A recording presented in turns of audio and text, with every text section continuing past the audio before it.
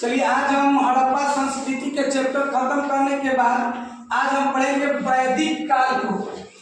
और यह class 12 arts का हिस्ट्री का एक चैप्टर है, सेकेंड चैप्टर है एनसीईआरटी का वैदिक काल।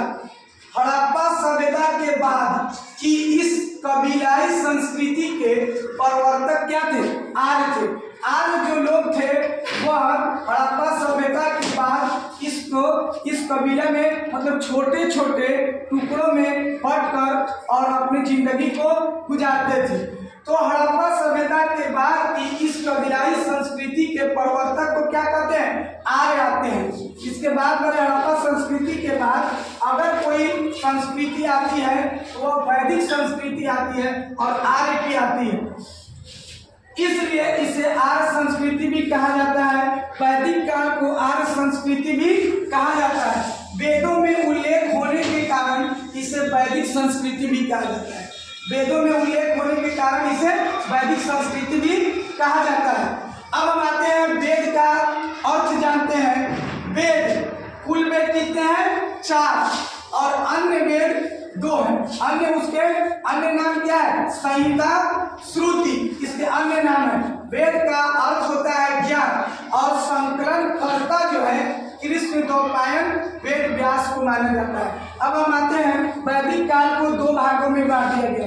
कितने भागों में? 2 भागों में बांट दिया गया।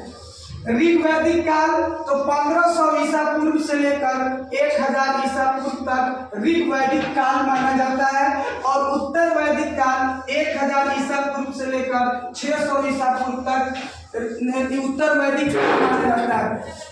अब आते हैं वेद का परिचय। वैदिक साहित्य तो परिचय में हम आते हैं सर्वाधिक प्राचीन साहित्यों में से एक सबसे पुरानी साहित्य वेद आते हैं। वेद 4 हैं, ऋग्वेद, यजुर्वेद, सामवेद, अथर्ववेद और इसके भाग भी कितने हैं? 4 हैं। एक में संहिता, ब्राह्मण ग्रंथ, अर्नायक और उपनिषद।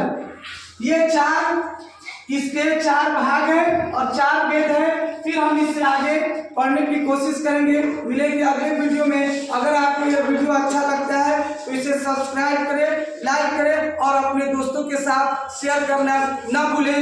फिर मिलेंगे हम अगले वीडियो में। इसी के साथ AR प्राथमिक को दीजिए इजाजत। जय हिंद, जय भारत।